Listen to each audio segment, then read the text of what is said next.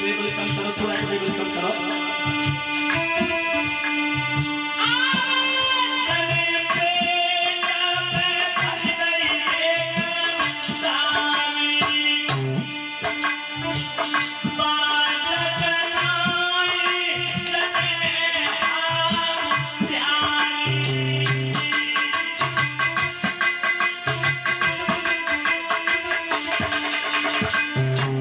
देव की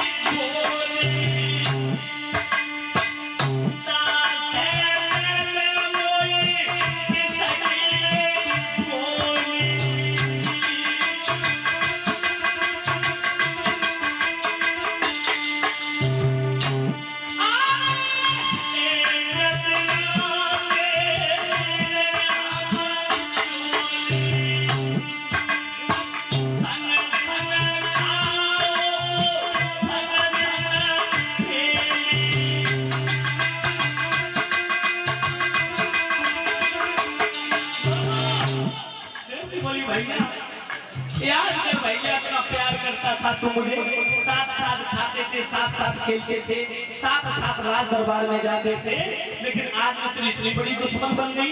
कंस कहने लगा बहन, जिस दिन से देवताओं ने आकाशवाणी की, उस दिन से दुश्मन से भी बड़ी दुश्मन हो गई।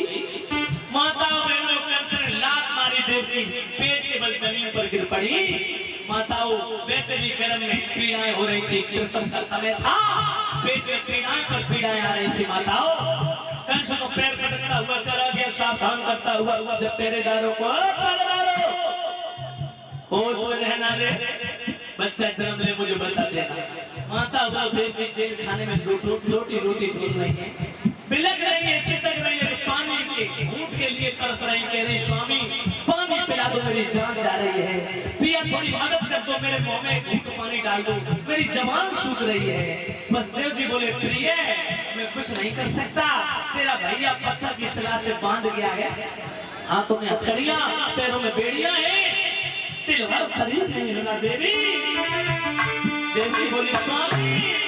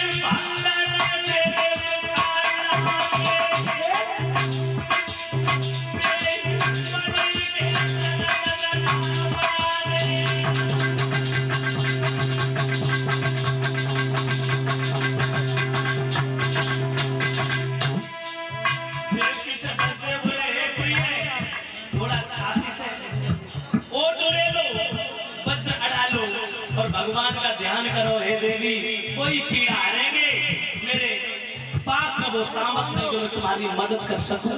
देवी माता हुए बिलक रही है, लोटी डोल रही है।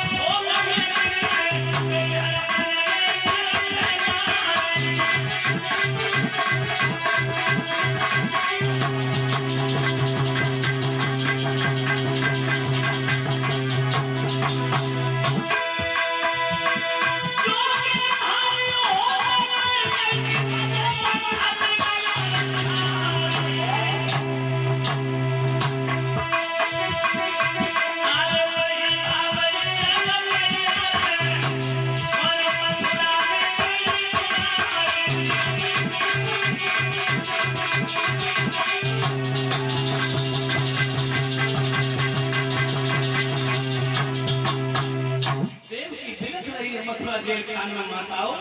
बसदेव जी बोले हे प्रिय भगवान का भजन करो, भगवान का ध्यान करो, वही हमारी पीड़ा हर लेंगे माताओं। सुखदेव जी कह रहे हे परीक्षित, देव जी कारागृह में लोटी लोटी बोल रहे हैं आने जगे उठाता उधर में पीर और दुखिया बिलख बिलख रो।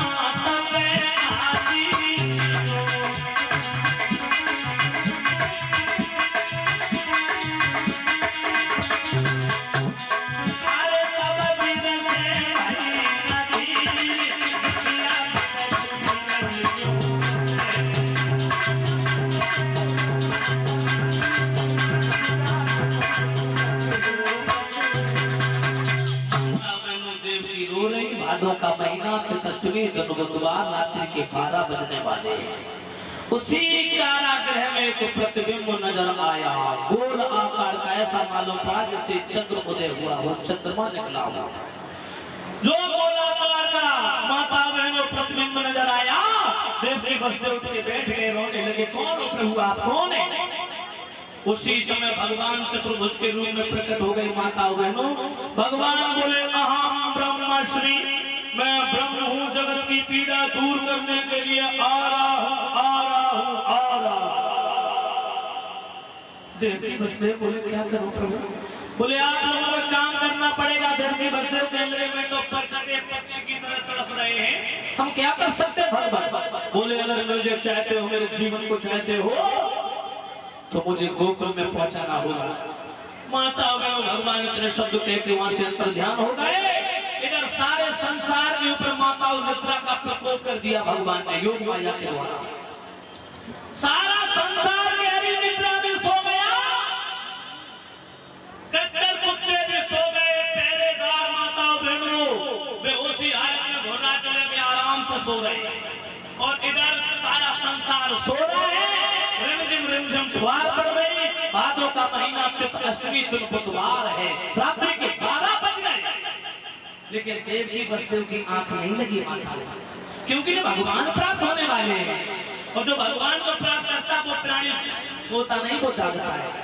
और आज के दिन में सारा संसार सो रहा है। लोगों, आप लोग सोच रहे होंगे हम लोग सब जागर बैठे तो सोने की बात कह रहे, तो इस जागने को जागना नहीं मानता हूं मैं मास्टर साहब। इस जागने को जागना किसी महापुरुष ने नहीं माना, इस जागने को जागना किसी संत ने नहीं माना।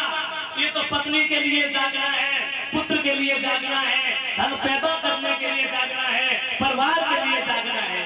कि जागे तभी जी जब जागा, और जब सब से विराग विरागा। जो भगवान के लिए जागता है वही केवल जागता है, संसार के लिए जागने को जागना नहीं माना जाता। देवकी बसदेव माता बहनों जाग रहे, एक पल के लिए आंख लगी केवल, और जो देखा माताओं भगवान देवकी के गर्भ से प्रकट होने वाले हैं। आंख लगी, उसी समय माता बहनों सुनसान पड़ी है कारागृह में, अंधकार है, घोर अंधकार। देवकी के गर्भ से भगवान प्रकट होते हैं। बोलिए भगवान की, देवकी मैया की, कोमल कन्हैया की जय जय श्री राधे। जो माताओं देवकी बसदेव ने दृष्टि बाहर के देखा, नेत्र खोले, जो नेत्र खोले देवकी ने देखा माता भगवान कभी पेट से से नहीं पैदा होते हैं, भगवान हमेशा प्रकट होते हैं, भगवान का हमेशा अवतार होता है। जो माता बनो देवकी ने देखा छोटा सा बालक, देवकी बोली स्वामी स्वामी स्वामी स्वामी, अरे जल्दी जाओ बालक पैदा हो गया। माता बहनों इतना मोह आया देवकी को, देवकी बोली बच्चे को बचा लो बचा लो। भगवान का स्पर्श होते ही हाथों की हथकड़ियां टूट गई, पैरों की बेड़ियां खुल गई। माताओं जेल खाने में एक छवलिया पड़ी है, देवकी बोली बोलिया इतना मोह आया देवकी को भगवान के ऊपर।